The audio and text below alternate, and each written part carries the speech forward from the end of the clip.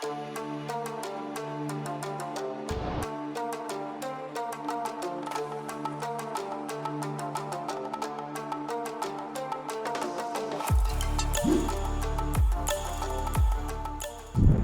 this week's episode, we are unboxing and reviewing Marvel Legends Taskmaster, and that starts right now.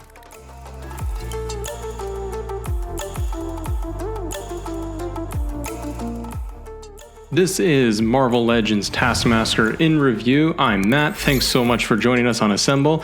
And as we get right into it, we're looking at the box art and work for Taskmaster in this figure. And I gotta say, guys, that I am absolutely enjoying everything that we're getting within this box, because you can see based on the artwork, it's pretty simple, but number one that stands out is how much we actually get with this figure, Taskmaster, including the gloves in the hands, and we'll get into everything else in more detail. The box art is fairly simple. We don't get a ton like we have with other Marvel Legends figures in the lineups, but we do get some nice coloring, and the box design itself is actually pretty good. And as we pan down, you can see all of the different accessories that we do get with Taskmaster, and we will be getting into this in just a little bit.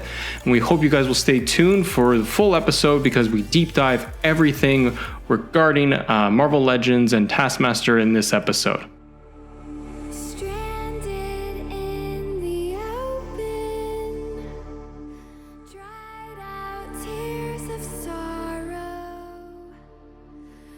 Now, as we deep dive this a little bit, folks, we can see that we get quite a bit. So Taskmaster, for the rundown, 6-inch figure, $30 Canadian. You get 2 sets of hands, plus the ones that he actually has on. You get his sword, his shield, and you get the bow and arrow that come with it. Really fantastic job here that they give you so many different accessories with this guy. And I have to say, right out of the box, the coloring, when we're looking at it from the legs all the way up, I really like the color detail that they have done here when it comes to the orange and the blue and the little bit of the silver that we have here for the shading. They did a really good job with Taskmaster, and I know we've had different variations before, but this one I feel like is really well done.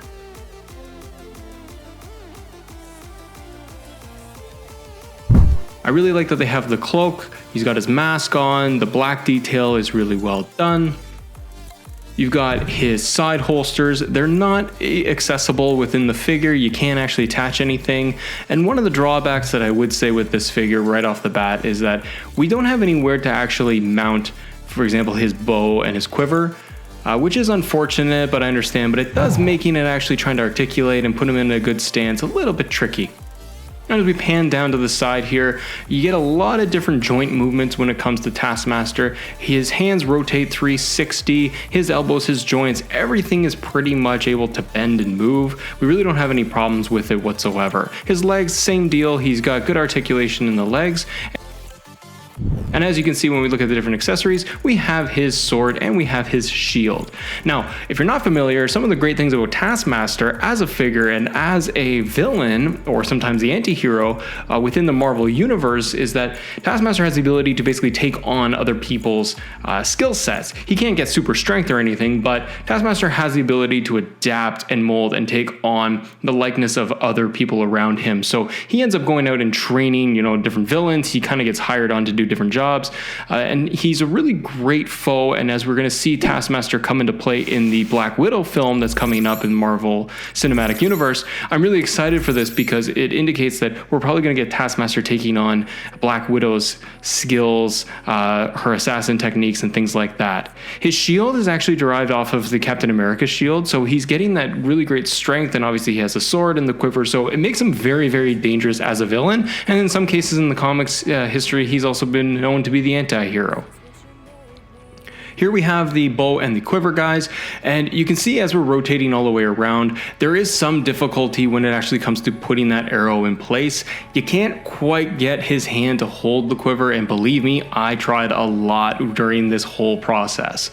We're able to get his bow and arrow holding in his hand pretty easily, and there really isn't any issues. But again, the bow itself, so the arrow itself is a little bit more of just the aesthetic. There is a small little tiny spot where you can actually hold it, and that's how it's held in this shot, but it doesn't really hold for very long. And as we can kind of mount him, and again, you can get some really good poses when it comes to Taskmaster.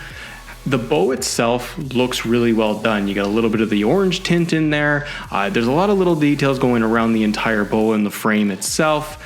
But my one issue would be that there's no spot to actually hold the arrow, and you can't really put it over his shoulder. What we can do is that we can wrap the bow and the arrow around him to try and get different posabilities and different looks. One other gripe that I have with this, everybody, is that his stomach and kind of his rib cage and his abdomen area, the posability on that is a little awkward. You can see he's kind of arched back a little bit too far in this one. It's not bad by any means, but it does put him into a little bit of an awkward stance, and it doesn't really expose very well for his midsection. When it comes to his mask and the design of the cloak and everything, I thought this turned out fine. I really have no issues when it comes to the paint and the breakdown of how it actually came together with the figure that I bought. I really didn't have any issues with scuffs or any paint issues. There's nothing really, there's no blue blending onto the white or the gray of his scarf. So they did a pretty good job, and it was pretty clean. The other key thing that you get with Taskmaster is going to be those changeable hands that we talked about. So in this pose, we actually have Taskmaster with these elongated hands and almost claw-like hands that are interchangeable. With this pose, you actually can't put in any of the accessories, so I can't put his sword in his shield. I could attach his shield around his wrist, but it wouldn't really come off very well because his hands are quite large with this one. So you can see we get even more detail, but it's really cool because they've added a ton of detail when it goes up on like the scales of his hands and like long fingernails. So I thought that Marvel did a really good job and Hasbro did a really good job. When it comes to the detail and the breakdown, you're getting a lot of bang for your buck when it comes to this. And for $30, I didn't think you could go wrong. And here you can see, you can pose him in different spots. So we do have him with the arrow. You got him with the sword. You're able to get a lot of different posability. Standing Taskmaster was a little bit tricky, I found, because I couldn't get him in very many different poses. His stance was a little wobbly. But I did like the fact that I could actually hold up maybe his bow, his sword, or a combination of his shield. You get a lot of different accessories and a lot of different options when it comes to this one.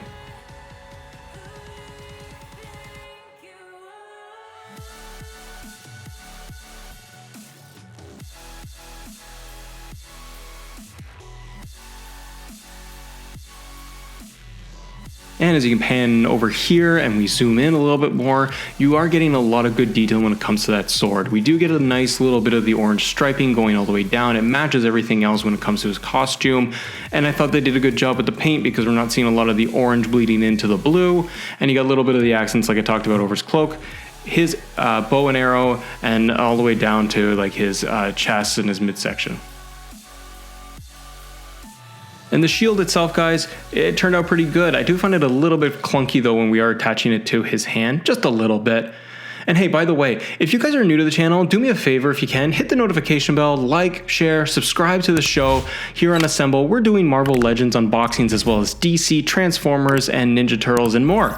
So every single week we're uploading new content just like this, and we try to do a different approach here where we're doing more of a cinematic feel when it comes to our unboxings and reviews. You'll notice that you don't get a lot of my hands in any of the views and reviews. So we're hoping that you guys can check it out and stay tuned for every single week when we're bringing you more and more unboxings just like this one. And you can see, guys, in here I've actually got him in a different pose where I'm putting all the accessories together in one spot.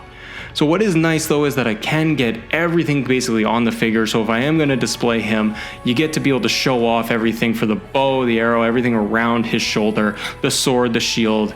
Everything kind of comes together nicely, so you do get some variations and some options here. But when I talked about his shield and holding it, it was really kind of awkward where I'm like, okay, I can attach the shield to his wrist by clipping it on. There is a spot to hold the shield. I tried different hands as well. I felt like I could never get his hand angled properly or the way I wanted it to. But all in all, guys, as we wrap this up, would you buy Taskmaster for Marvel Legends for this one? Absolutely. This is a must win, and if you like Taskmaster and the upcoming Black Widow film, please check this guy out. Till next time, we'll see you later.